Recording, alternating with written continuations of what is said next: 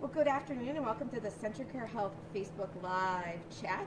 After a long winter, the weather is finally gorgeous outside, as you can see, and it's time to grab your bike. But not all helmets are created equal, especially if they don't fit right. So joining us is Julie Alexander with Project Brainsafe. It's a community-wide collaborative that is dedicated to concussion awareness, education, and treatment. Julie and some volunteers, we've got Maddie and Donald here, and we're going to demonstrate some helmet fitting and then answer your questions that you might have about Project Brainsafe and about fitting proper helmets. So we've got two different kinds of helmets here. Yeah, we have two different kinds of helmets. This is probably the style that most kids look at, but this is also kind of a skater biker helmet. They have a hard outside polycarbonate shell, and what that does is keep any type of punctures if you should fall, and it also is slippery so that the helmet slides on the pavement if you hit the pavement, and therefore it kind of saves your neck a little bit so you're not getting jammed. You can see the skater helmet has a little bit more of a back on it because they have a tendency to sometimes fly backwards, and the more biker helmet, economical biker helmet, is a little bit more sleek and aerodynamic. Okay, so either one of these will work with bikes, they'll work with skateboards. They do have a couple other different specialty types of helmets called mountain bike helmets, which are a little bit more like skater helmets, but they also have much more ventilation because they're going at slower speeds. And then they also have a road helmet, which you'll see on the cyclists that you see in road races, and they're very aerodynamic. They don't have a visor, similar to this style, but a little bit smaller. Okay, so when you fit a helmet, the biggest thing to look at is the size. The way you fit these, or where you determine your size, is you take a tape measure or a string and you go 1 inch above your brow and you measure the circumference of your head. And then you take that and you can find a chart and it will tell you what size helmet you should purchase. If you're an in-between size, you pick the smaller size so it's a little bit snugger, or you pick that larger size and wear a beanie or a skull cap or something like that to kind of reduce the size difference. Okay? When you fit these, what you're looking for, and we'll put it on Maggie here, around her ponytails, but what you want to do is you want to make sure that this sits level. A lot of times when I go to bike rallies, you see them and they're wearing it like this. That is improper. Okay? It should fit approximately 1 inch above the eyebrows and it should sit level. Okay? Then when you come through, the ears should go in this little V in between the straps here, so there should be a V that the ears fit into, and when you strap it on, there should be a V down to the bottom here. Then when you take it, it should not roll on the head. So this is a nice snug fit. If she goes and opens her mouth wide, open your mouth out wide, do you feel like kind of pressing in the top of your head? Yep. So when you open your mouth wide, the helmet should press down on the top of their head. Okay? Now this helmet, it's a little bit bigger, so you need to make sure with this helmet, the straps are adjustable. Turn around here for me, Maddie. There's a wheel on the back that when you first put it on, before you tighten this chin strap up, you can turn this wheel and tighten these back up. Okay? And then you can turn around and make sure that you have these all lined up, and this is a nice snug but not tight fit so that it's not choking now. Okay? These helmets do not have adjustable straps on them, so everything is adjusted with here. So the size is really important on these. Okay? So if we put this on him, okay, and we snap it up, what we find is that it's a little bit big for his head, and I can't shorten the straps enough here to really get a snug fit. So he's probably an in-between size. So if you see when I can kind of rotate it on his head a little bit, it slides. So what I would do with him is either go down a size, and if that's too snug, I would make him wear a skull cap or something underneath it to take up that extra space. But again, it has to be level, about 1 inch above his eyebrow. Shouldn't be sitting back like this, because if it does that and you fall, it's going to rotate on the head when they hit the ground. So those are the basics. These straps you can shorten. Okay, so you can shorten these straps to pull this front down if you need to by just pulling it through here and shortening these. But the back is on these. This wheel is really nice. Now, is it tough with girls? She's got her hair in piggies. She's got her hair in piggies, so you got to make sure that fits somewhere. Hers fits pretty nicely underneath here, but Some of them have, like with this one, she could wear a ponytail and it would go through the hole here. Okay.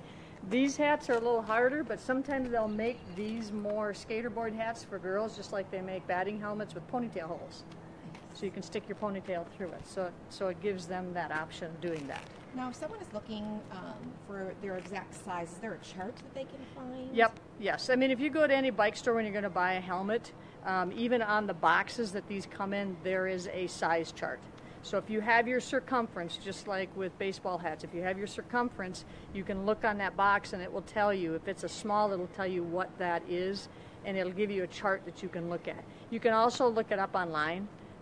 You can easily Google bicycle helmet sizing, and it'll come up with a nice little chart for you to look at. And that's the best way to fit that.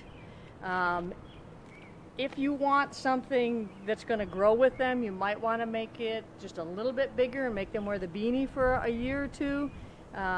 They recommend that you change these helmets out every 5 years. There's no particular requirement in Minnesota for them to wear a helmet, but it's highly, highly recommended, obviously.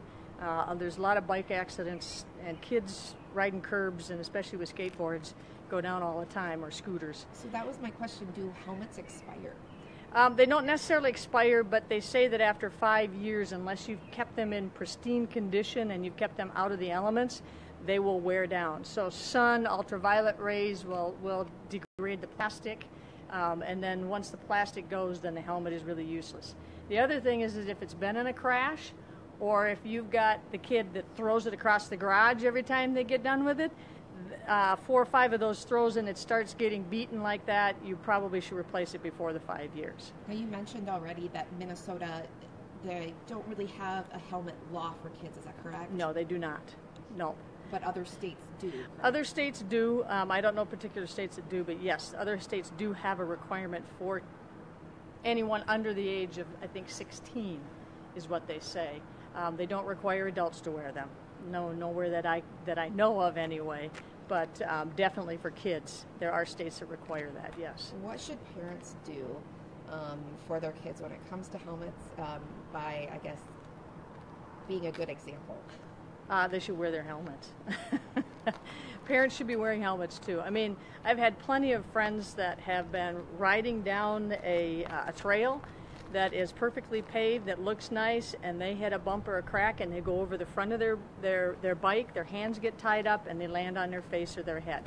And if you don't have the helmet on, you're going to have a severe concussion. You might actually fracture your skull. So it's really a fairly cheap, preventative type of piece of equipment that all bikers should wear, no matter where they are. And if you have young kids, the only way you're going to get them to wear it is for you to wear it. If you don't wear it and they see you not wearing it, they're not going to wear it. They're going to go around the corner and it's going to come off. When it comes to Project Brainsafe, why is it that Project Brainsafe feels so strongly about the helmets? I think because it prevents so many fairly mild to moderate head injuries. You can have a kid that can hit a curb and go over, and if they're wearing the helmet, they hit the curb, they go over, they whack their head, and they go, oh, geez, that wasn't very fun. And they cry a little bit, but then they're fine. If they don't have the helmet on, they end up in the ER. And then you end up with a concussion. You have a sick kid for, a week, 2 weeks, and sometimes you can have problems with that months, years down the road. So concussions in young kids especially is of the utmost importance right now for us because they're preventable. If you wear the helmet, they do reduce the risk of any long-term effects and consequences from a concussion, and we know kids' brains don't handle concussions like adults do. Now, what do you say to kids like Maddie and Donald who might say, I really don't want to wear it, it's hot. It's like, yeah, but you know what? You don't want to mess up that squishy thing that's in the top of your head, because you won't be able to function without it. You won't feel good. You'll feel like crap, and then you aren't going to be able to ride your bike, and that's not a good thing. So you should wear your helmet. Are you going to wear your helmet? Yeah. Donald, are you going to wear your helmet? All right, great. Well, Julie, thank you so much, and thank you, Maddie and Donald, for being our demonstrators. So if you're looking for more information on helmet fittings, you can go to Project Brainsafe's website, and that is, let's see, it's Project, I want to make sure I get this right. It is brainsafemn.com. And there you can find a whole lot of information, and you can also find them on Facebook. They're also they're on Facebook. So again, thank you so much for joining us. Thank you guys. I'm sure you want to go biking now, right? Yeah. Yeah, you got your helmets on. They're ready to nice. go. It's ready to go. All right. Thank you, Julie. Thank you.